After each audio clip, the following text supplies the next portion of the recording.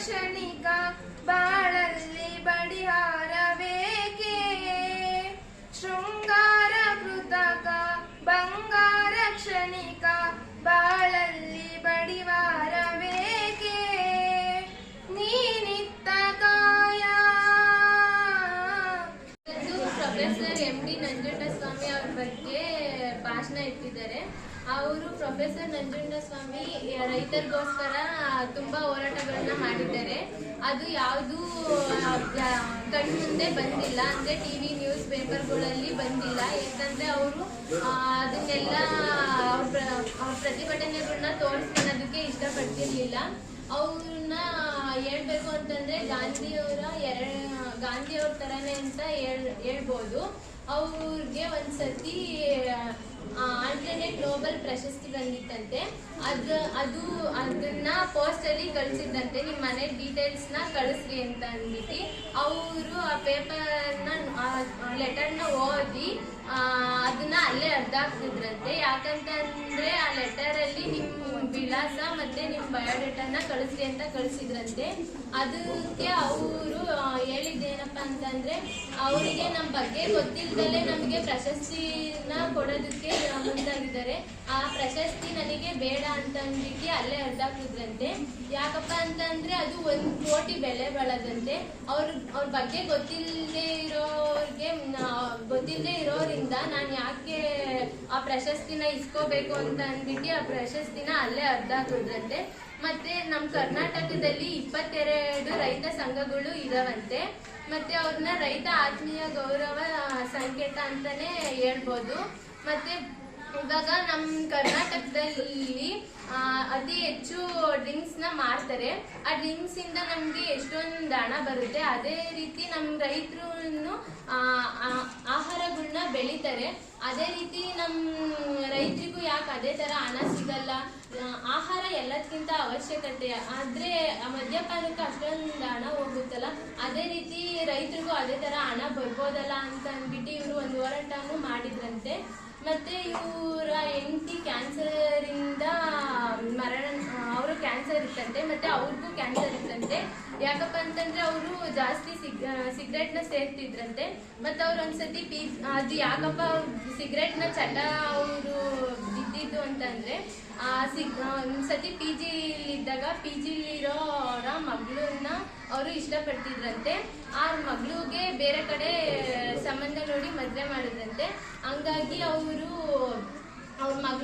ಮಗಳು ಮದ್ವೆ ಆಗಕ್ ಆಗ್ಲಿಲ್ವಲ್ಲ ಅಂತ ಅಂದ್ಬಿಟ್ಟು ಅವರು ಎಲ್ಲಾದ್ರೂ ಎದುರುಗಡೆ ಸಿಕ್ಕಿದ್ರೆ ಗರ್ಭದಿಂದ ಸಿಗರೇಟ್ ನ ಸೇತಾ ಅದನ್ನೇ ಚಟ ಮಾಡ್ಕೊಂಡ್ಬಿಟ್ರಂತೆ.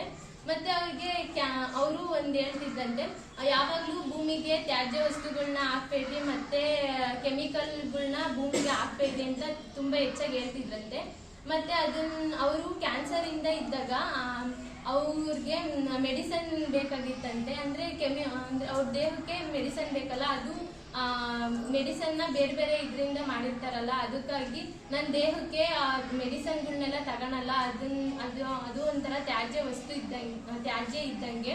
ಮತ್ತೆ ನಾನೇ ಭೂಮಿಗೆ ತ್ಯಾಜ್ಯ ವಸ್ತುಗಳನ್ನ ಹಾಕ್ಬೇಡ್ರಿ, ಬೇರೆ ಬೇರೆ ಆ ಥರದ್ದು ಹಾಕ್ಬೇಡ್ರಿ ಅಂತ ಹೇಳ್ಬಿಟ್ಟು ನನ್ನ ದೇಹಕ್ಕೆ ಅದನ್ನ ಅಳವಡಿಸ್ಕೊಂಡ್ರೆ ಹೆಂಗ್ ಸರಿ ಹೋಗುತ್ತೆ ಅಂತ ಅಂದ್ಬಿಟ್ಟು ಅವ್ರ ಮಗನ್ಗೆ ಅವರು ಟ್ರೀಟ್ಮೆಂಟೇ ತಗೊಳ್ಳಿಲ್ವಂತೆ.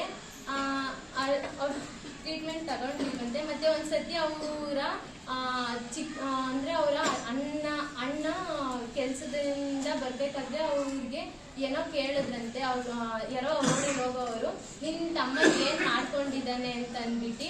ಅದಕ್ಕೆ ಅವರ ಅಣ್ಣ ಹೇಳ್ತಾನಂತೆ, ಕೇರ್ ಆಫ್ ಫುಟ್ಪಾತ್ ಅಂತ. ಫುಟ್ಪಾತ್ ಅಲ್ಲಿಂದ ಇಷ್ಟೊಂದು ಬರೋದಕ್ಕೆ ಸಾಧ್ಯನ ಅಂತಂದ್ರೆ ಅವ್ರು ಮಾಡಿದ ಸಾಧನೆಗಳು, ಮತ್ತೆ ಅವ್ರು ರೈತರಿಗೋಸ್ಕರ ಹೋರಾಡಿರೋದು.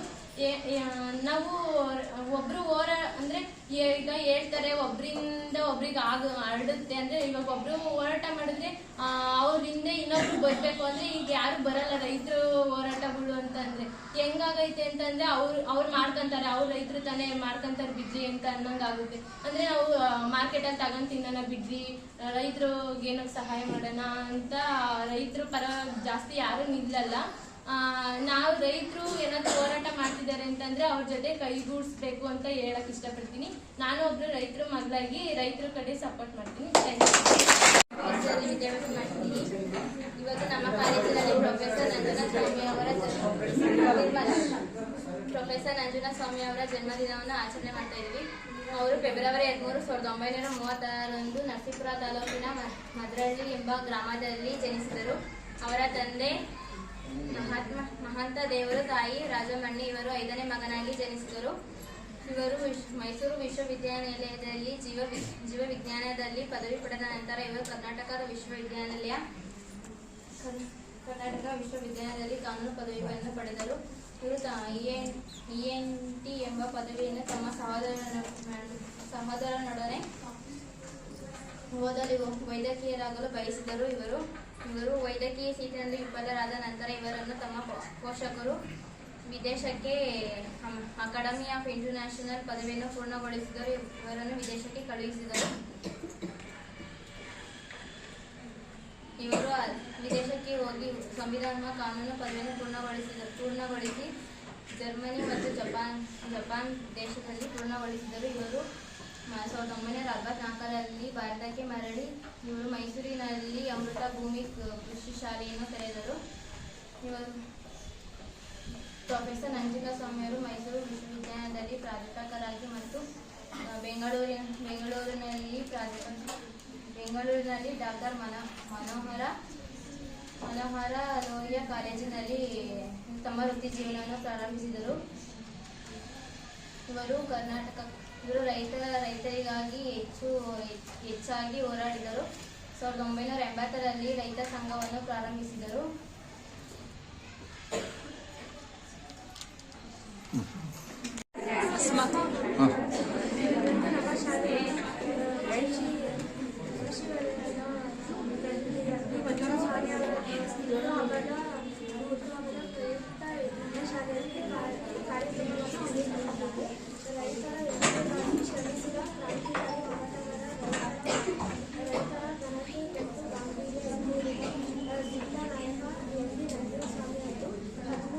ಫೆಬ್ರವರಿ 1936ರಲ್ಲಿ ಜನಿಸಿದರು. ಇವರ ತಂದೆ ಶ್ರೀ ಎನ್ ಮಹಾಂತ ದೇವರು, ತಾಯಿ ಶ್ರೀಮತಿ ರಾಜಮಣಿ. ಇವರು northern land lake academy of ಇಂಟರ್ನ್ಯಾಷನಲ್ನಲ್ಲಿ 1962ರವರೆಗೆ ಪೋಸ್ಟ್ ಮಾಸ್ಟರ್ ರಿಸರ್ಚ್ ವರ್ಕ್ ಪೂರ್ಣಗೊಳಿಸಿದರು. ಇವರು PhD ಪದವಿ ತಿರಸ್ಕರಿಸಿ ತಾಯ್ನಾಡಿಗೆ ವಾಪಸ್ಸಾದರು. 1958ರಲ್ಲಿ ಸಮಾಜವಾದಿ ಯುವಜನ ಸಮಾಜ ರಾಷ್ಟ್ರದ ಕಾರ್ಯದರ್ಶಿಯಾಗಿದ್ದರು. ಇವರು ಮೃತಭೂಮಿ ಕೃಷಿ ವಲಯದ ಶಾಲೆಯನ್ನು ನಡೆಸಿದರು. ಇಷ್ಟನ್ನು ಮಾತನಾಡುತ್ತಾರೆ. ವ್ಯಾಸಂಗ ಮಾಡುತ್ತಿದ್ದೇನೆ. ಇವಾಗ ನಾವು ಪ್ರೊಫೆಸರ್ MD ನಂಜುಂಡಸ್ವಾಮಿಯವರ ಜೀವನ ಚರಿತ್ರೆ ಬಗ್ಗೆ ನಾನು ಹೇಳುತ್ತೇನೆ. ರೈತ ನಾಯಕರಾದ ನಂಜುಂಡಸ್ವಾಮಿ ಅವರು ಬಯೋಪಿಕ್ ಇನ್ನು 1 ವರ್ಷದೊಳಗೆ ತಯಾರಾಗಲಿದೆ. ಪ್ರಮುಖ ನಟಿಸಲು ಆಸಕ್ತಿ ತೋರಿಸಿರುವ ನಟ ಡಾಲಿ ಧನಂಜಯ್ ಸಿನಿಮಾ ನಿರ್ಮಾಣದ ಕಡೆ ಒಲವು ತೋರಿದ್ದಾರೆ. MDN ಪುತ್ರ ಪ್ರಕಾರ ಪ್ರಮುಖ ನಂಜುಂಡಸ್ವಾಮಿ ಪಾತ್ರಕ್ಕಾಗಿ ನಟಿ ರಾಜಕಾರಣಿ ರಮ್ಯಾ ಆಯ್ಕೆ ಮಾಡಿದ್ದಾರೆ. ಧನಂಜಯ್ ಅವರು 3 ತಿಂಗಳ ಹಿಂದೆ ನನ್ನೊಂದಿಗೆ ಮಾತನಾಡಿದ್ದಾರೆ ಮತ್ತು ನಾವು ಕಥಾಯನ ಅಭಿವೃದ್ಧಿಪಡಿಸುತ್ತಿದ್ದೇವೆ ಎಂದು ದಿ ನ್ಯೂ ಇಂಡಿಯನ್ ಎಕ್ಸ್‌ಪ್ರೆಸ್‌ಗೆ ತಿಳಿಸಿದ್ದರು. MDNನ ಪ್ರೆಸ್ ಮೂಲಕ ಸಾಮಾಜಿಕ ರಾಜಕೀಯ ದೃಶ್ಯವನ್ನು ನೋಡಿದ್ದಾರೆ. ಇದು ಮಾಜಿ ಮುಖ್ಯಮಂತ್ರಿ ಸಿದ್ದರಾಮಯ್ಯ ಅವರೊಂದಿಗಿನ ಅವರ ಸಂಬಂಧವನ್ನು ತೋರಿಸುತ್ತಿದ್ದರು. ಸಿನಿಮಾದಲ್ಲಿ ನಂಜುಂಡಸ್ವಾಮಿ ಅವರು ಸಿದ್ದರಾಮಯ್ಯ ಜೊತೆಗಿನ ಸಂಬಂಧದ ಬಗ್ಗೆಯೂ ಕಥೆ ಇರಲಿದೆ. ಜೀವನವಿಡೀ ಸ್ವದೇಶಿ ಪ್ರಚಾರ ಮಾಡಿದ ಅಪರೂಪದ ಹೋರಾಟಗಾರ ನಂಜುಂಡಸ್ವಾಮಿ ಜರ್ಮನಿಯಲ್ಲಿ ಕಾನೂನು ವಿಷಯದಲ್ಲಿ ಉನ್ನತ ಶಿಕ್ಷಣ ಪಡೆದು ಸಮಾಜವಾದಿ ಯುವಜನ ಸಂಘ ಹುಟ್ಟುಹಾಕಿ ನಿರಂತರ ಹೋರಾಟ ಮಾಡುತ್ತಿದ್ದರು. ಪ್ರಚಾರ, ವಿಚಾರ, ಲಹರಿ, ಅದ್ಭುತ ಕನ್ನಡ ಭಾಷೆಯ ಬಳಕೆ, ಉಚ್ಚ ಹೆಚ್ಚಿದ ಅಂಕಿ ಅಂಶಗಳಿಂದ ಕೂಡಿದೆ. ಭಾಷಣ ನ್ಯಾಯಾಂಗದ ಬಗ್ಗೆ ಇದ್ದ ತಿಳುವಳಿಕೆ ಜಾತಿ ವ್ಯವಸ್ಥೆಯ ನಂಜುಂಡಸ್ವಾಮಿ ಜಾತ್ಯತೀತ ರಾಷ್ಟ್ರದಲ್ಲಿ ಜಾತಿ ಸಮ್ಮೇಳನ ಆಗಬಾರದೆಂದು ವಿದ್ಯಾರ್ಥಿನಿಯರಿಂದ ಕೊಪ್ಪು ಬಾವುಟ ಪ್ರದರ್ಶನ ವಂಶಂ ಪರಂಪರೆಯಾಗಿ ಆಡಳಿತ ನಡೆಸುವುದರ ವಿರುದ್ಧ ಪ್ರತಿಭಟನೆ ಇರುತ್ತಿದ್ದರು. ಇವಾಗ ನಂಜುಂಡಸ್ವಾಮಿಯವರು ಒಂದು ನುಡಿ ಮಾತನ್ನು ಹೇಳುತ್ತಿದ್ದರು. ಹಿಂದೆ ನನ್ನ ಬೈದವರೆಲ್ಲ ಚಂದಗಿರಲಿ, ಮುಂದೆ ನನ್ನ ಒಯ್ಯವರೆಲ್ಲ ಅಂದಣವಿರಲಿ, ಕೊಂದು ಇಟ್ಟವರೆಲ್ಲ ಕುದುರೆ ಕಟ್ಟಿ ಬಾಳಲಿ ಎಂದು ಹೇಳಿದರು. ನಂಜುಂಡಸ್ವಾಮಿ ನೆದರ್ಲ್ಯಾಂಡ್ನ ಏಕ್ ಅಕಾಡೆಮಿ ಆಫ್ ಇಂಟರ್ನ್ಯಾಷನಲ್ ಕಾನೂನಿನ ಪದವಿಯನ್ನು ಪಡೆದ ನಂತರ ಭಾರತಕ್ಕೆ ಮರಳಿದರು. ಜರ್ಮನಿ ಮತ್ತು ಫ್ರಾನ್ಸ್ನಲ್ಲಿ ಅವರು ಸಂವಿಧಾನಾತ್ಮಕ ಕಾನೂನು ಪದವಿ ವ್ಯಾಸಂಗ ಮಾಡಿದರು. ಅವರು 1964ರಲ್ಲಿ ಬೆಂಗಳೂರು ಮತ್ತು ಮೈಸೂರು ವಿಶ್ವವಿದ್ಯಾನಿಲಯ ಕಾನೂನು ಕಲಿಸಿದ್ದರು. 1980ರಲ್ಲಿ ಕರ್ನಾಟಕ ರಾಜ್ಯ ರೈತ ಸಂಘ ಸಂಸ್ಥಾಪಕರಾಗಿ ಒಬ್ಬರು. 1989ರಲ್ಲಿ ಅವರು ಸ್ವಾತಂತ್ರ್ಯ ಶಾಸಕರಾಗಿ ಆಯ್ಕೆ ಮಾಡಿದರು. ನನ್ನ ಬಳಿ ಸುಮಾರು 300 ಗಂಟೆಗಳ ದೃಶ್ಯಾವಳಿಗೆ, ಅದರಲ್ಲಿ 80 ದೃಶ್ಯಗಳು ಚಿತ್ರದಲ್ಲಿನ ದೃಶ್ಯಗಳಾಗಿ ಪರಿವರ್ತಿಸಬಹುದು. ಚಿತ್ರವು ಕನ್ನಡ, ತೆಲುಗು, ತಮಿಳು, ಮಲಯಾಳಂ ಮತ್ತು ಹಿಂದಿ 5 ಭಾಷೆಗಳಲ್ಲಿ ಬಿಡುಗಡೆಯಾಗಲಿದೆ ಮತ್ತು ಇಂಗ್ಲಿಷಿಗೆ ಡಬ್ ಆಗಲಿವೆ. ಆಂಧ್ರಪ್ರದೇಶದ ಮಾಜಿ ಮುಖ್ಯಮಂತ್ರಿ ವೈ.ಎಚ್. ರಾಜಶೇಖರ್ ರೆಡ್ಡಿ ಅವರು ಯಾತ್ರಾ ಮತ್ತು ರಿಚರ್ಡ್ ಅಟೆನ್ಬರ್ಗ್ ಅವರ ಗಾಂಧಿ ಚಿತ್ರಕ್ಕೆ ಸಮನಾಗಿದೆ ಎಂದು ಪಚ್ಚೆ ಭಾವಿಸಿದ್ದಾರೆ. ಇಷ್ಟನ್ನು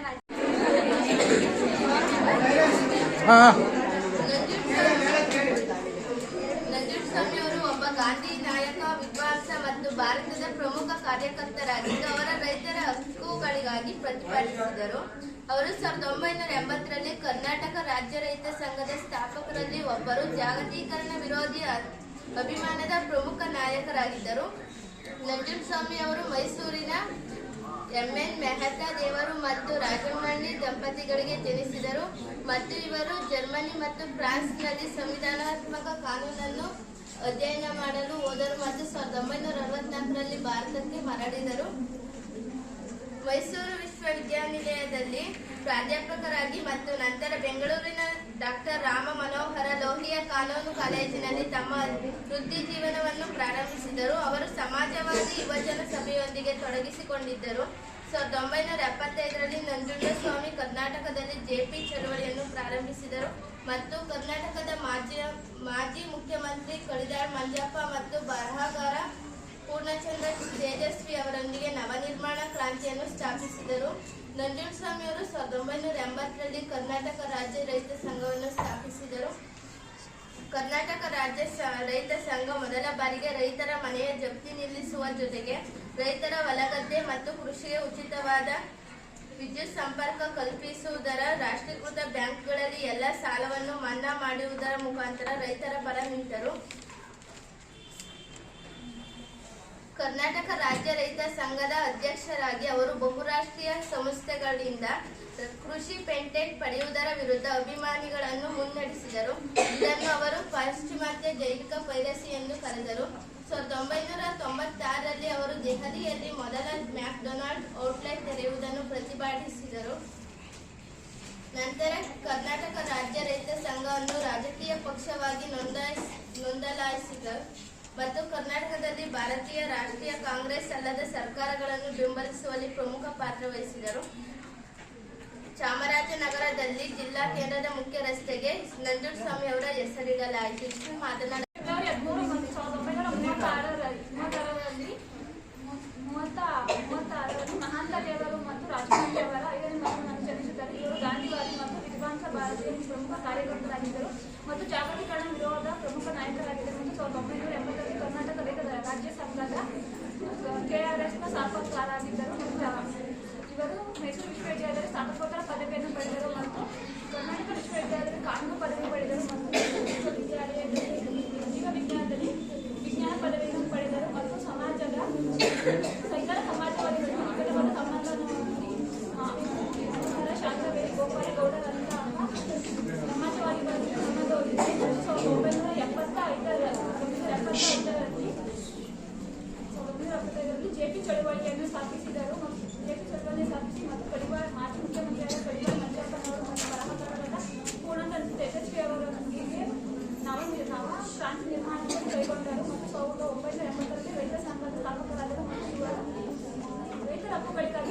ಸ್ಥಾಪಿಸಿದರು ಮತ್ತು KRSನ ಬಹುರಾಷ್ಟ್ರೀಯ ಸ್ಥಾಪಕರಾಗಿದ್ದರು ಮತ್ತು ಕೃಷಿ ಪೇಟೆಂಟ್ ಪಡೆಯುವುದರ ವಿರುದ್ಧ ಹೋರಾಡಿದರು ಮತ್ತು 1999ರಲ್ಲಿ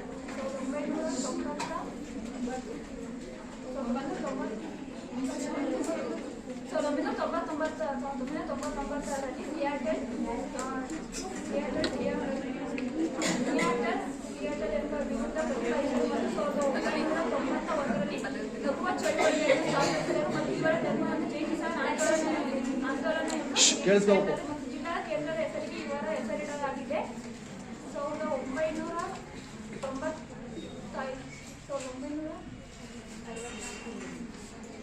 1996ರಲ್ಲಿ ದೆಹಲಿಯಲ್ಲಿ ಮೆಕ್ಡೊನಾಲ್ಡ್ ಅನ್ನು ಸ್ಥಾಪಿಸಿದರು ಮತ್ತು ಇವರು ರೈತ ಚಳವಳಿಯನ್ನು ಪ್ರತಿಪಾದಿಸುವಾಗ ವಿಧಾನಸಭೆಯ ಮುಂಭಾಗದಲ್ಲಿ ಇವರು ಮಾಜಿ ಮುಖ್ಯಮಂತ್ರಿಯಾದ ಬಂಗಾರಪ್ಪನವರ ವಿರುದ್ಧ ಮುರಣೆ ಮಾಡಿದ ನಂಜುಂಡಸ್ವಾಮಿಯವರು ಇವರ ಪ್ರತಿಭಟನೆಯನ್ನು ಅವರಿಗೆ ಕೂಗಿ ಹೇಳಿದ್ದರು. ಅವಿವೇಕಿ ಸರ್ಕಾರ ಎಂದು ಹೇಳಿ ಸರ್ಕಾರ ಇವರ ಮಾತಿಗೆ ಮಣಿಯುವಂತೆ ಮಾಡಿದರು ಮತ್ತು ಪ್ರತಿಯೊಂದು ರೈತ ಸಂಘದಲ್ಲಿ ಸರ್ಕಾರದ ನಾಟಕೀಯ ಮುಖಾಳವನ್ನು ಕಳಚುತ್ತಿದ್ದರು ಮತ್ತು ಡಿಸೆಂಬರ್ 21ರಂದು ಹುಬ್ಬಳ್ಳಿಯಲ್ಲಿ ನಡೆದ ರೈಲ್ವೆ ನಿಲ್ದಾಣದಲ್ಲಿ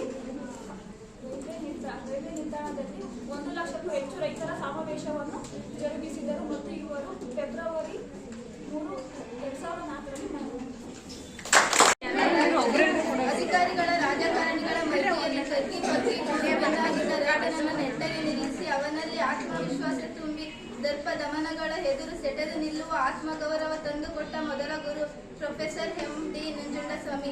ಮಹಾಂತ ದೇವರು ನಂಜುಂಡಸ್ವಾಮಿ ಫೆಬ್ರವರಿ 13, 1936 ಒಬ್ಬ ಗಾಂಧಿವಾದಿ ನಾಯಕ, ವಿದ್ವಾಂಸ ಮತ್ತು ಭಾರತದ ಪ್ರಮುಖ ಕಾರ್ಯಕರ್ತರಾಗಿದ್ದರು.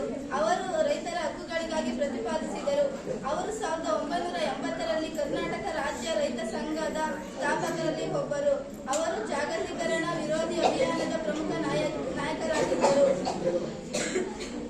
ನಂಜುಂಡಸ್ವಾಮಿ ಮೈಸೂರಿನಲ್ಲಿ ಎಂ.ಎನ್. ಮಹಾಂತ ದೇವರು ಮತ್ತು ರಾಜಮಣಿ ದಂಪತಿಗಳಿಗೆ ಜನಿಸಿದರು.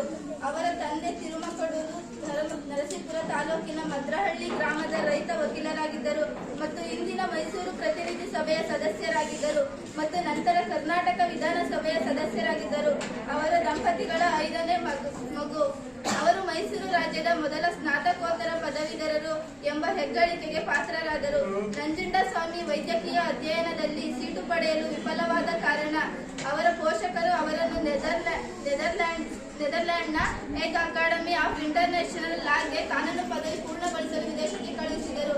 ನಂತರ ಅವರು ಜರ್ಮನಿ ಮತ್ತು ಫ್ರಾನ್ಸ್ನಲ್ಲಿ ಸಾಂವಿಧಾನಿಕ ಕಾನೂನು ಅಧ್ಯಯನ ಮಾಡಲು ಹೋದರು ಮತ್ತು 1964ರಲ್ಲಿ ಭಾರತಕ್ಕೆ ಮರಳಿದರು. ನಂಜುಂಡಸ್ವಾಮಿ ಮೈಸೂರು ವಿಶ್ವವಿದ್ಯಾಲಯದಲ್ಲಿ ಕಾನೂನು ಪ್ರಾಧ್ಯಾಪಕರಾಗಿ ಮತ್ತು ನಂತರ ಬೆಂಗಳೂರಿನ ಡಾಕ್ಟರ್ ರಾಮ ಮನೋಹರ ಲೋಹಿಯಾ ಕಾನೂನು ಕಾಲೇಜಿನಲ್ಲಿ ತಮ್ಮ ವೃತ್ತಿ ಜೀವನವನ್ನು ಪ್ರಾರಂಭಿಸಿದರು.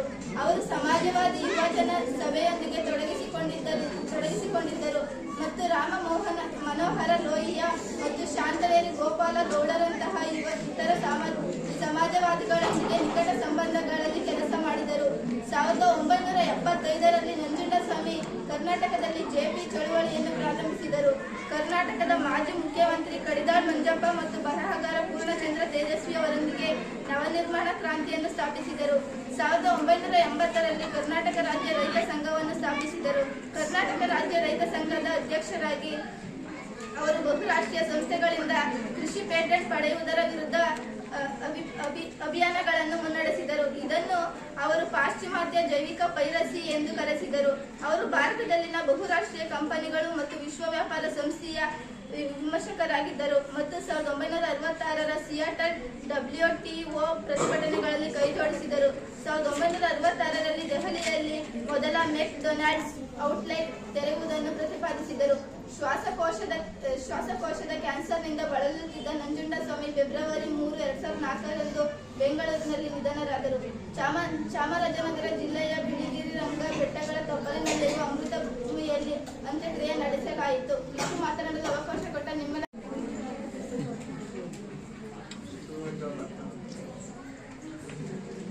ಈ ಒಂದು ಸುಂದರ ಸಮಾರಂಭದಲ್ಲಿ ಈ ಒಂದು ಇಲ್ಲಿ ಅಧ್ಯಕ್ಷತೆ ವಹಿಸಿದಂತಹ ನಮ್ಮ ಕಾಲೇಜಿನ ಪ್ರಾಂಶುಪಾಲರಾದ ಶೈಲಜಾ ಮ್ಯಾಮ್ರವರಿಗೆ ವಂದಿಸುತ್ತಾ ಹಾಗೂ ನಮ್ಮ ಕಾಲೇಜಿನ ಸಹ ಶಿಕ್ಷಕರಾದ ಸಿಬ್ಬಂದಿ ವರ್ಗದವರಿಗೆ ವಂದಿಸುತ್ತಾ ಹಾಗೂ ಈ ಒಂದು ಕಾರ್ಯಕ್ರಮವನ್ನು ನಡೆಸಲು ಕಾರಣಕರ್ತರಾಗಿರುವಂತಹ ಪತ್ರಕರ್ತರಾಗಿರುವ ನಮ್ಮ ಕಿರಣ್ ಸರ್ ಅವ್ರಿಗೂ ಕೂಡ ವಂದಿಸುತ್ತಾ ಹಾಗೂ ವೈದ್ಯ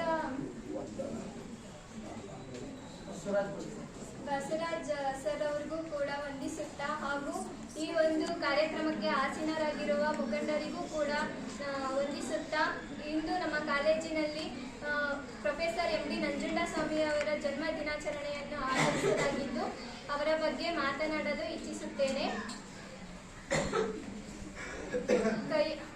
ಕೈಯಲ್ಲೊಂದು ಉರಿಯುವ ಸಿಗರೇಟು, ಹೆಗಲ ಮೇಲೊಂದು ಹಸಿರು ಶಾಲು, ಕುರುಚಲು ಗಡ್ಡ, ನೀಳಕಾಯದ ಆ ದೇಹ ಸರ್ಕಾರಿ ಕಚೇರಿಯನ್ನು ಪ್ರವೇಶಿಸಿದರೆ ಅಲ್ಲಿ ಸಂಚಲನ ಉಂಟಾಗುತ್ತಿತ್ತು. ಮುಖ್ಯಮಂತ್ರಿಯವರ ಎದುರುಗಡೆ ಇವರು ನಿಂತಿದ್ದರೆ ಅವರೂ ಸಹ ಕಂಪಿಸುತ್ತಿದ್ದರು. ಆ ಹೋರಾಟಗಾರನ ಹೆಸರೇ ಪ್ರೊಫೆಸರ್ ನಂಜುಂಡಸ್ವಾಮಿ. ಇವರು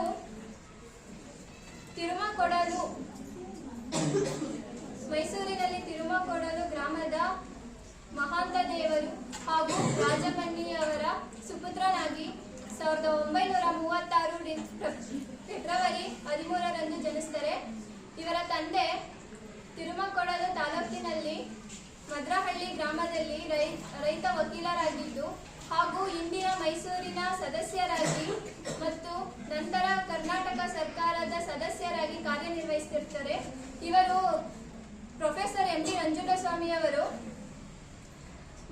ಮೈಸೂರಿನಲ್ಲಿ ಮೊದಲ ಸ್ನಾತಕೋತ್ತರ ಪದವಿಯನ್ನು ಪಡೆದ ಹೆಗ್ಗಳಿಕೆಗೆ ಪಾತ್ರರಾಗಿರ್ತಾರೆ. ಇವರು ತಮ್ಮ ಸ್ನೇಹಿತರಂತೆ EMT ತತ್ವಶಾಸ್ತ್ರದ ಅಧ್ಯಯನ ಮಾಡಲು ಮುಂದಾಗ್ತಾರೆ. ಅವರು ಈ ಒಂದು ಅಧ್ಯಯನವನ್ನು ನಡೆಸಿ ಸೀಟು ಪಡೆಯಲು ವಿಫಲರಾದ ಕಾರಣ ಅವರ ಪೋಷಕರು ಇವರನ್ನು ವಿದೇಶಕ್ಕೆ ನೆದರ್ಲ್ಯಾಂಡ್ಸ್ ಹೇಗ್ ಆಫ್ ಅಕಾಡೆಮಿ ಆಫ್ ಇಂಟರ್ನ್ಯಾಷನಲ್ ಲಾಗೆ ಇವರು ಕಾನೂನು ಪದವಿಯನ್ನು ಪೂರ್ಣಗೊಳಿಸಲು ಕಳಿಸ್ತಾರೆ. ಅಲ್ಲಿ ಇವರು ಫ್ರಾನ್ಸ್ನ ಮತ್ತು ಜರ್ಮನಿಯಲ್ಲಿ ಸಾಂವಿಧಾನಿಕ ಕಾನೂನು ಅಧ್ಯಯನವನ್ನ ಮಾಡ್ತಾರೆ. 1964ರಲ್ಲಿ ಇವರು ಭಾರತಕ್ಕೆ ಮರಳಿ ಬರ್ತಾರೆ. ಅಲ್ಲಿ ಮೈಸೂರಿನಲ್ಲಿ ವಾಸಿಸುತ್ತಿದ್ದ ಇವಳ ಪ್ರೀತಿಯ ಮಗಳು ಚುಕ್ಕಿಯವರು ಇವರು ಆರಂಭಿಸಿದಂತಹ ಅಮೃತ ಭೂಮಿ ಕೃಷಿ ಶಾಲೆಯನ್ನ ನೋಡ್ಕೊಳ್ತಿರ್ತಾರೆ. ಇವರು ಮೈಸೂರಿನ ಪ್ರಾಧ್ಯಾಪಕರಾಗಿ ಕಾರ್ಯನಿರ್ವಹಿಸುತ್ತಿರ್ತಾರೆ. ಬೆಂಗಳೂರಿನಲ್ಲಿ ಡಾಕ್ಟರ್ ರಾಮ ಮನೋಹರ ಲೋಹಿಯಾ ಅವರ ಕಾಲೇಜಿನಲ್ಲಿ ಕಾನೂನು ಪದವಿಯನ್ನ ಮಾಡುತ್ತಾ ಇವರು ವೃತ್ತಿ ಜೀವನವನ್ನ ಪ್ರಾರಂಭಿಸ್ತಾರೆ. ಹಾಗೂ ಇವರು ಸಮಾಜವಾದಿಗಳಾಗಿದ್ದು ಸಮಾಜವಾದಿಗಳಲ್ಲಿ ಇವರು ಡಾಕ್ಟರ್ ರಾಮ ಮನೋಹರ ಲೋಹಿಯಾ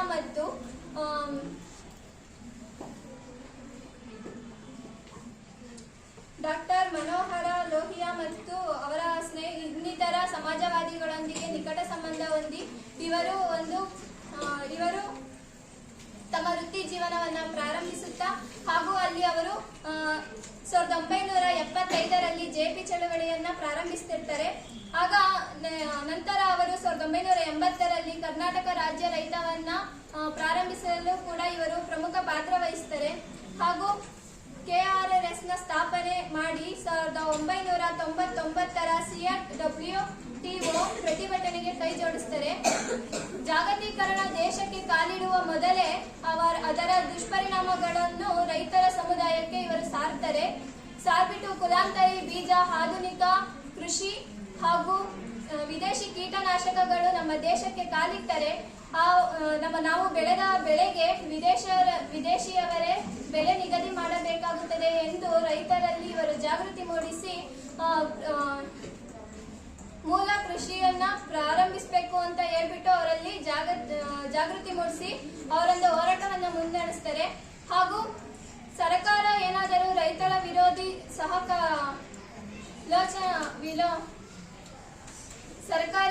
ಸರ್ಕಾರದವ್ರು ಏನಾದ್ರೂ ರೈತರ ವಿರುದ್ಧ ಏನಾದ್ರೂ ಒಂದು ಯೋಜನೆಗಳನ್ನ ಹಾಕೊಂಡ್ರೆ ಅದನ್ನ ಬಂಧಿಸುತ್ತಾ ಇವರು ಒಂದೆರಡು ಮಾಹಿತಿಗಳನ್ನ ಹೇಳ್ತಾರೆ. ಹಾಗೂ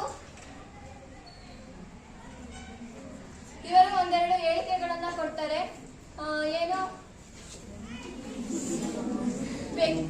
ಪ್ರತಿಯೊಬ್ಬ ವ್ಯಕ್ತಿಯು ಒಂದೊಂದು ಜನಪರ ಚಳುವಳಿಗಳಲ್ಲಿ ತೊಡಗಬೇಕು, ಇಲ್ಲದಿದ್ದರೆ ಆತ ಸಾಮಾಜಿಕ ಕಸವಾಗುತ್ತಾನೆ ಎಂದು ಹೇಳ್ತಾರೆ. ನಂತರ ಅವರು ಹೊಟ್ಟೆ ಹೊರೆಯುವುದಕ್ಕಾಗಿ ಮನೆ ಬಿಟ್ಟು ವಲಸೆ ಹೋಗುವುದನ್ನು, ಹೊಟ್ಟೆಪಾಡಿಗೆ ಕರ್ನಾಟಕದ ಹೆಣ್ಣು ಮಕ್ಕಳು ವೇಶ್ಯರಾಗುತ್ತಿರುವುದನ್ನು, ಅಂಗವಿಕಲರು, ಮುದುಕರು ಮತ್ತು ರೋಗಿಷ್ಠರು ಭಿಕ್ಷುಕರಾಗುತ್ತಿರುವುದನ್ನು ನಾವು ಪೂರ್ಣವಾಗಿ ನಿರ್ನಾಮ ಮಾಡಿದಾಗ ಕರ್ನಾಟಕ ರಾಜ್ಯ ಉದಯವಾಗುತ್ತದೆ. ಅವತ್ತಿನಿಂದ ನಾವೆಲ್ಲ ಕರ್ನಾಟಕ ರಾಜ್ಯೋತ್ಸವವನ್ನು ಆಚರಿಸೋಣ. ಇಲ್ಲದಿದ್ದರೆ ಈಗ ನಡೆಯುವ ಎಲ್ಲ ಆನಂದದ ಕುಣಿತಗಳು ಕೋಟ್ಯಾಂತರ ದೌರ್ಭಾಗ್ಯದ ಕನ್ನಡಿಗರ ಎದೆಯ ಮೇಲೆ ಕೆಲವೇ ಅಯೋಗ್ಯರು ಕುಣಿಸುವ ಅಸಹ್ಯ ರಾಕ್ಷಸ ಕುಣಿತದಂತೆ ಕಾಣುತ್ತದೆ ಎಂದು ಹೇಳ್ತಾರೆ. ಮತ್ತು ಇವರು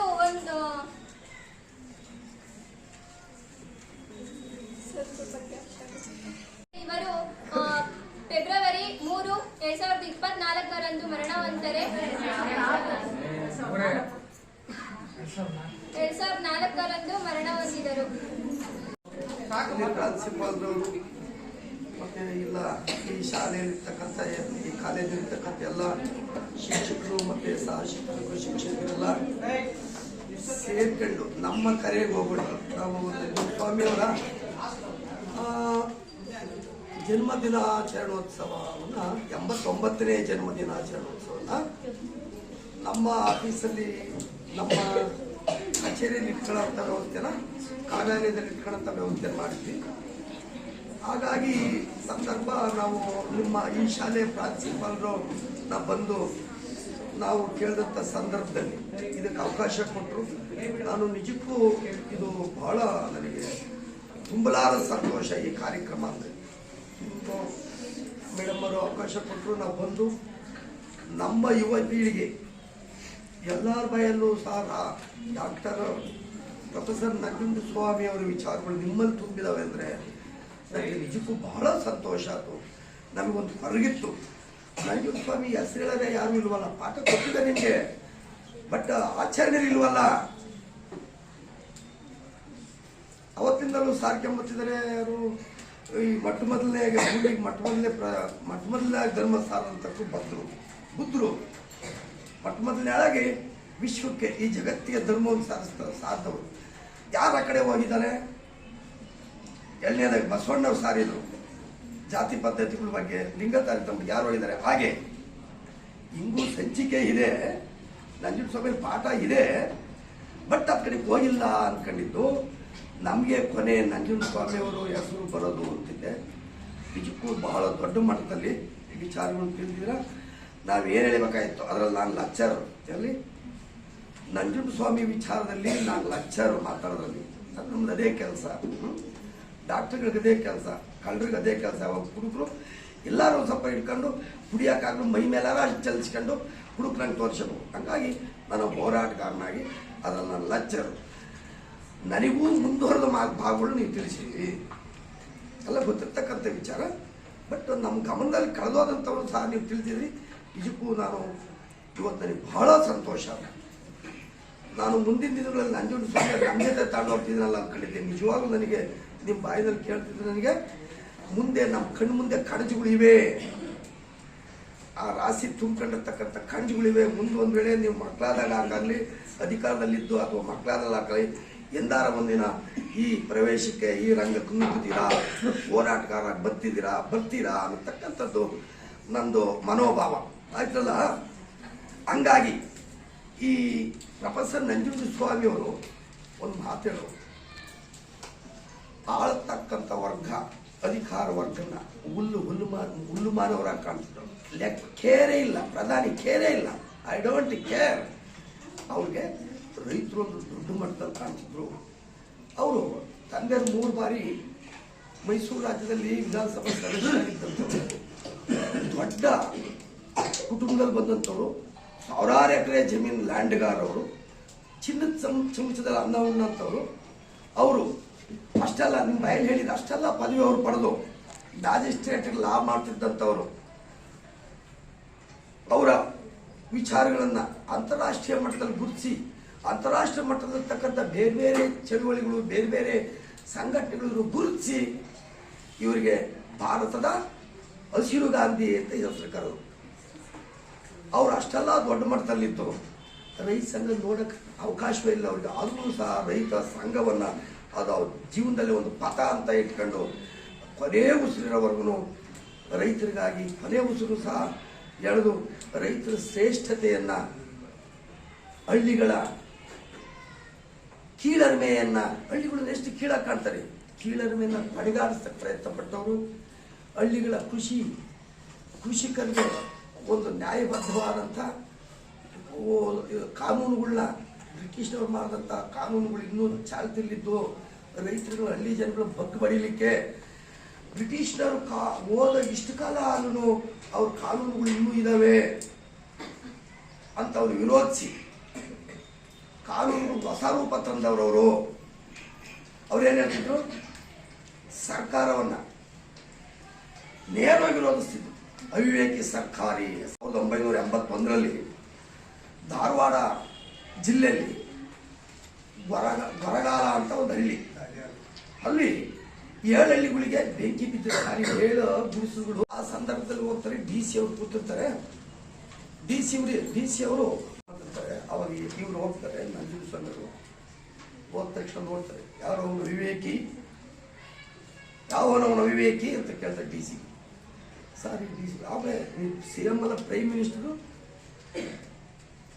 ಪ್ರೊಫೆಸರ್ ನಂಜುಂಡಸ್ವಾಮಿ ಅವರು ಒಂದು ಚೇರ್ ರೆಡಿ ಇರೋದೆಲ್ಲೋನು ಅವರು ಇರಲಿ, ಯಾವನ ವಿವೇಕಿ ಸಾರಿ ಭಾಗ ಜಿಲ್ಲಾಧಿಕಾರಿ ದೊಡ್ಡವರು, ಇಡೀ ಜಿಲ್ಲೆಗೆ ಮೊದಲನೇ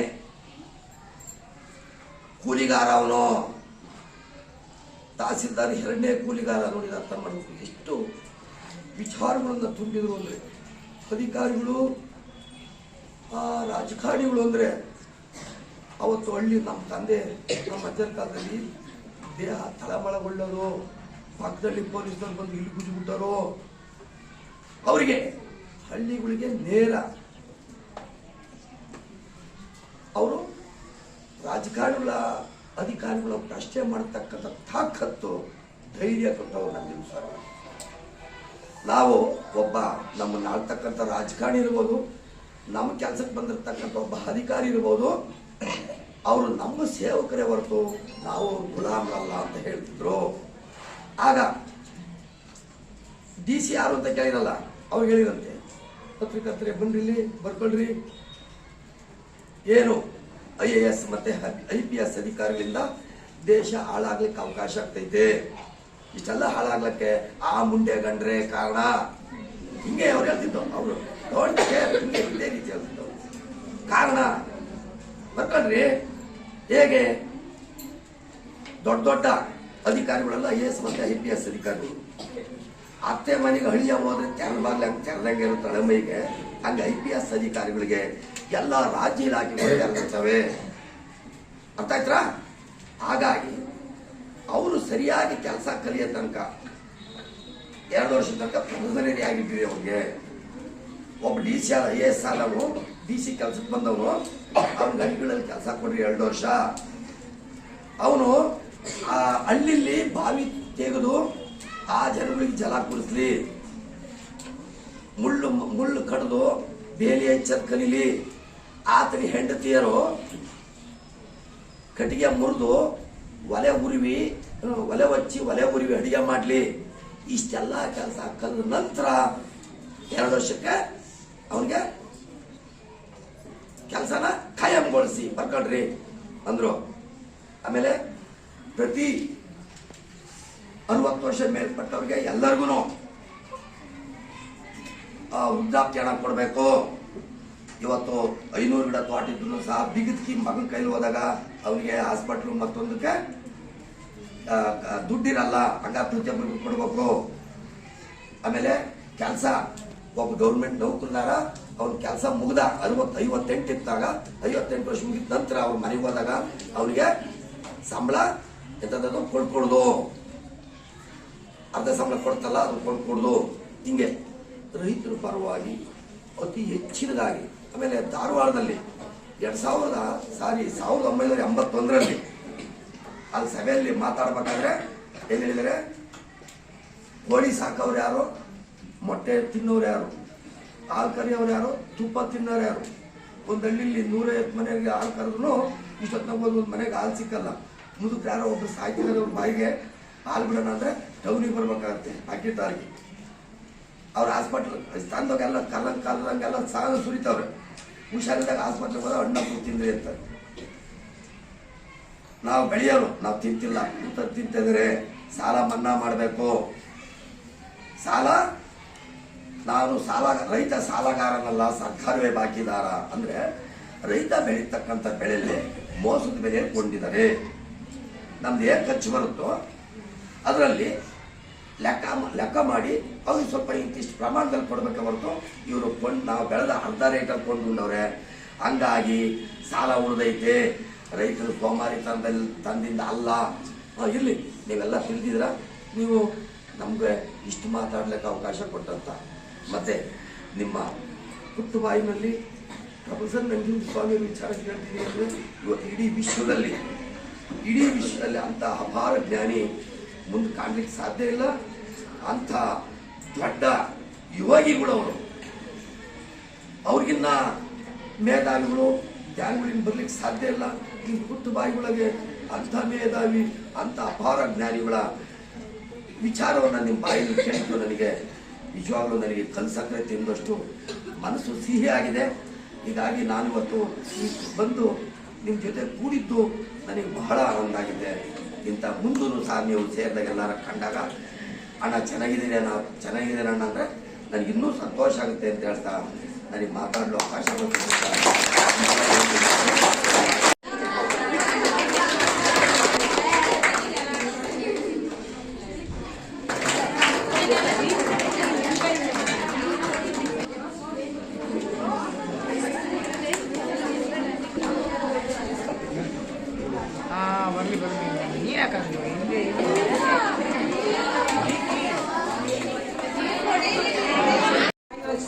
ಕಿರಣ್ ಸರ್ ಇಷ್ಟೊಂದು ಗೌರವತೆಯನ್ನು ಉಳಿಸಿಕೊಂಡಿದ್ದಕ್ಕೆ ತುಂಬಾ ಸಂತೋಷ ಆಗಿದೆ.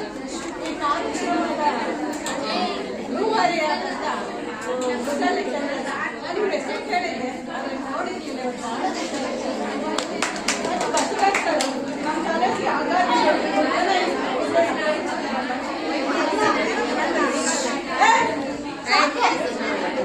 ನನ್ನೆಲ್ಲ ರೈತ ತಂದೆ ತಾಯಿಗಳಿಗೆ ನನ್ನ ಪೂರ್ವಕ ನಮನ.